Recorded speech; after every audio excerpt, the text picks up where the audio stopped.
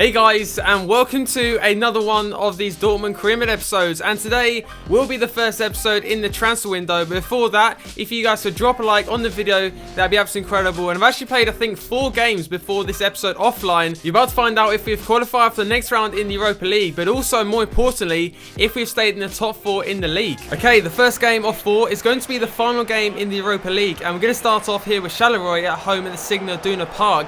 And we start off amazingly here, but a great save there from the goalkeeper. But we do get a corner, and we put out straight to Gundogan on the edge of the box, and he just lines up with a finesse shot perfectly into the top right corner, and we take the lead after under 10 minutes. As we have done so many times this season, we give away the lead straight away because we like this poor defending right here with Subotic, and it's an easy finish and a cracking finish by Charleroi. But from their first chance to get the goal, we come straight back here. We've got Marco Reus on the left hand side, back goes into Gundogan again with the finesse shot off the post this time, and our other player couldn't get to there. But that's how the game ended. Our 1-1 draw is disappointing. We're through to the next round in the Europa League. Game number 2 now, and it's going to be an away game in the Deutsche Pokal versus, or Pokal, I'm not sure how to pronounce it, against Cologne. So another hopeful win here to put us into the next round. And we start off well here. A great fake shot, a great save from the goalkeeper, kept it as 0-0. And in the second half, did go for a new formation because, if you notice, the last few episodes, I've been kind of playing a bit slower. So a lot of my strikers are not getting to the game, like the likes of Aubameyang and Marco Reus. So in the second half,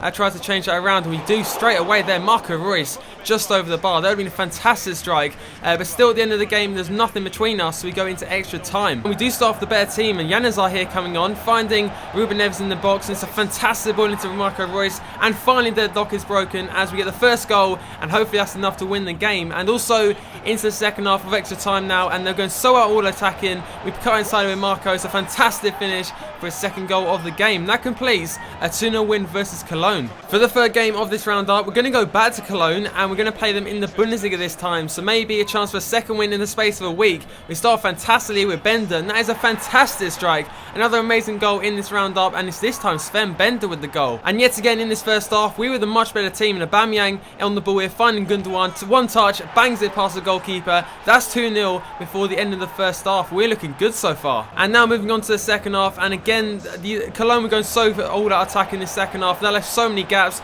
With the pace of Aubameyang, there's no chance catching him. It's a fantastic strike past the goalkeeper. That's now 3-0 versus Cologne. That is an amazing away performance, and for the second time in a week, we've beaten Cologne at the same stadium, taking us closer to the top of the table. And for the fourth game of this roundup, we're now going to go back to home, and we're against Frankfurt for the final game. So we did not start off here well because Maya found a bit of space here, took a few touches, and it's an incredible strike past the goalkeeper, and we're already down 1-0, 37 minutes in, and not the way we wanted to go into the end of the first half. But again, they made the mistake here. Aubameyang in the middle, finds Mkhitaryan, great save, but Neves is there, beats the goalkeeper, and we're back on level terms before the end of the first half. And yet again, Frankfurt being so poor at the back here, and we somehow get the ball off here. We find Hoffman on the ball, he puts the ball into the middle, Gundogan is there, a fantastic last gasp goal there from Gundogan, making it 2-1, and that could be the game winner there. And look at that, goes straight to the camera. Gundogan is the match winner after a fantastic start with this roundup with that finesse shot. He's now got the winning goal in the final game. That completes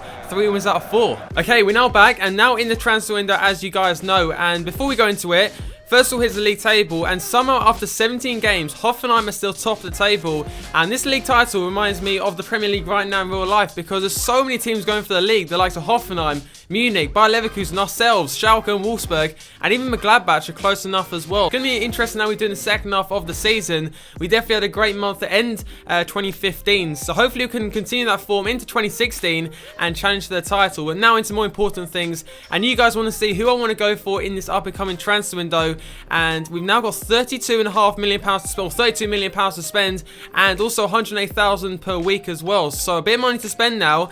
And yeah, let's see if we can sign any more players. So the shortlist hasn't changed too much. We've still got Carvajal as a right back. We've got 2 centre backs here. Bellarabi, I'm not really too interested in this guy anymore because, yeah, 1, he's expensive, and 2, we've got Mkhitaryan. So I think I'm happy with my wingers. So we've got Ander Herrera is another one added. He's now 81 rated, 26 years old, and only worth 14 million. And for a Man United player, that is so cheap. So I might go for Ander Herrera, and a player that's often looked upon on Career Mode. Like, I've never even thought about going for him in any of my previous Career Mode series, and I'm a big fan of him in real life. and he never gets to play for Man United. So he could be a very interesting player to go for. We also got the young prodigy for maybe GÖTZE or Ozil, which is of course Maximilian Meyer, and 20 years old, 78 rated, which is absolutely incredible. Now Mario GÖTZE, this is the main one on the thumbnail as well. Do I go for Mario GÖTZE? So I want you guys to leave comments down below. Should I go for Mario GÖTZE, bring him back to, of course, Dortmund, play him in that cam position, put Reus on the right hand side or left hand side, then Mkhitaryan on the other side, and Aubameyang as my striker maybe? Or we could even go Aubameyang on the right hand side and go Marco as a striker. Like, I don't know, like he could start a lot of possibilities for this new Dortmund side, so that could be interesting. And we'll put an offer in for him right now, so we'll see how much they want. So no players and not too much money. We're going to start off with £20 million, and yes, they do want between 35 and 42 million pounds. So we'll start with 20, just to see how much they want. And if they accept the offer, like how incredible that could be. And the final player, of course, is Berardi. So I've got no strikers, and of course, I'm not very happy with Ramos as my backup. So I've seen a lot of comments saying Mbolo as a possible backup striker, but I think I've used him enough on this game already. So I want to try someone new, and also leave comments down below because I'm really stuck for which other striker to go for. So I'll go Berardi as obviously the right winger, but no strikers. Okay, the first offer of this transfer window. Now we're coming in for Pierre-Emerick Aubameyang from Bayern Munich, the team he scored a fantastic goal against earlier this season. So they've offered £30 million, which yes, we could go ahead and accept and get GÖTZE, but he's my top scorer and probably the best player so far of the season. So we'll go ahead and just reject the offer, and there's no way he's going to Bayern Munich. Like, after the likes of Lewandowski and GÖTZE have gone, there's no way he's leaving, and 25 million, that's not even a good offer. So we'll go ahead again and reject the offer from VfL Wolfsburg. And now another offer from Southampton, so £24 million, which is a lot of money for a team like Southampton, but again, he's not going anywhere. So this time we'll go ahead and reject all offers, disallow future offers as well, because for now he's not going anywhere. And as I said before, he's one of the reasons why I started this series. And second of all, now Weidenfeller, I think he will retire in the season, so that's another thing I need to go for, a backup goalkeeper. So I was thinking Jack Butland, but that is unrealistic, sorry. And I know there's that Polish goalkeeper, I think Dragowski or something, but I see a lot of people using him. So I want to use someone different, and probably German, more preferably as well. So when we find what happens in the transfer window. Okay, enough for now for my highest rated player, of course, Mats Hummels, my centre back. So it's £23 million for a player first of all worth 31 million, and yes, he's on bad form, but he's been one of my best players so far this season. So again, City, there's no way you're getting away with offering 23 million. That is a joke of a price, so no way that's going to happen. And as expected, Atletico Madrid have rejected the first offer, so now I'm going to go ahead and offer a player. So I'm going to go ahead and offer Nuri Sahin. So he's been good so far this season, but he's not getting the game time, and I'm not really prepared to give him the game time. So we'll go ahead and find him quickly now, and I think I've gone past him, but there he is, right at the bottom. So £14.5 million, around the same rating as GÖTZE, similar age as well. See, only a few years between them, so this might actually work. So we'll go ahead and offer £15 million plus Sahin, and let's see if they accept the offer. Oh my god, they've actually accepted it. £23 million plus Nuri Sahin. Oh my god, I can't even believe that. So we'll go ahead and offer the contract.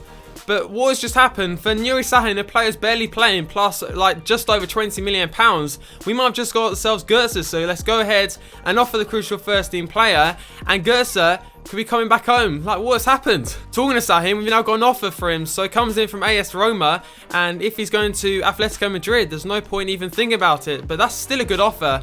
And if it doesn't work out, I maybe should have stalled that, because I could go back to that. And now time for a bit more training. We've been so successful this year. So Weigel's actually gone up +4 in the first half of the season. Neves gone up +2, and I think Derm's gone up +3 as well. So for this series, it's been way better than the Arsenal series for growth, and we got so many different players still yet to be used. So like, Weigl doesn't go up. He should have gone up at least 77, and Neves getting ever closer to that 79 rating. Okay, so GÖTZE's now come back, and they've said no to the first offer. And the bit that's really worrying me is they said I have no intention of ever playing for the club. So I don't understand, because like, of course the fans don't like him, but if he comes back, they will love him again. So we'll go ahead and offer one more, and I know he wants a lot of money, the cheeky bastard. So we'll go ahead and offer 170,000 a week, 4 years, and of course will be a crucial first team player. Again, he's come back and said no. Like, how much am I going to have to offer him? So we'll go ahead again. And how much can I offer up? So can I go 200k a week? And before the first live game of the episode, now time for a bit more training, and hopefully this time Weigl can grow up to 77. So is he? Yes, he is. Neves still not up to, oh yes he is, he's up to 79 now. So that is 2 players that have gone up +1. This season for growth is getting better and better. We're going to make one final offer for GÖTZE, so this can be the final offer we're going to go ahead with 220,000 a week, 5% bonus per goal, a 4-year contract, and a crucial first team player. Like, I'm even tempted to put up to 10, so there we go. And that is a final offer. Like, if he says no to that, there's no chance getting him. We'll have to wait until maybe later on in the series. But I'd love to have GÖTZE back of the team. But that is going to be the end of today's episode. If you guys have enjoyed it, remember to smash a like on the video. There'll also be another episode of this series later on today. But thanks for watching, and I'll see you for the next one.